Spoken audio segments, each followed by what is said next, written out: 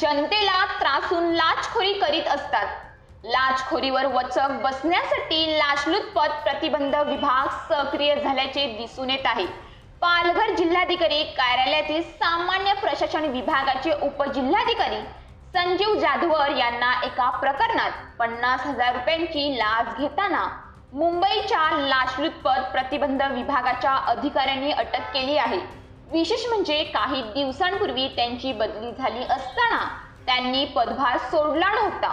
मुंबईच्या लाचलुचपत प्रतिबंध विभागाच्या पथकाने त्यांच्या कार्यालयात सापळा रचून त्यांच्या कार्यालयातच त्यांना अटक केली। पालघरमधून त्यांची बदली रत्नागिरी जिल्ह्यातून राजापूर येथे झाली होती। मात्र 1 वर्ष वाढून मिळावे यासाठी ते प्रयत्नशील होते।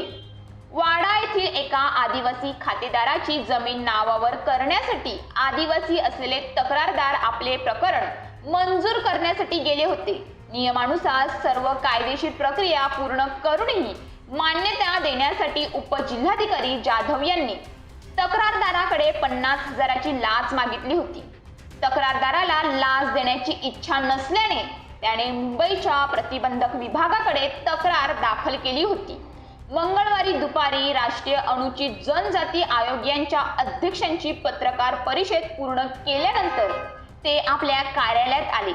त्यानंतर तक्रारदारांनी त्यांच्या कार्यालयात येऊन संपर्क साधल्यानंतर कार्यालयातच 50,000 रुपयांची लाच स्वीकारताना त्यांच्यावर लाचलुचपत प्रतिबंध विभागाने झडप घातली। या प्रकरणी गुन्हे दाखल करण्याची प्रक्रिया उशिरापर्यंत सुरू होती। या प्रकारामुळे जिल्हाधिकारी कार्यालयातच एकच खळबळ माजली आहे।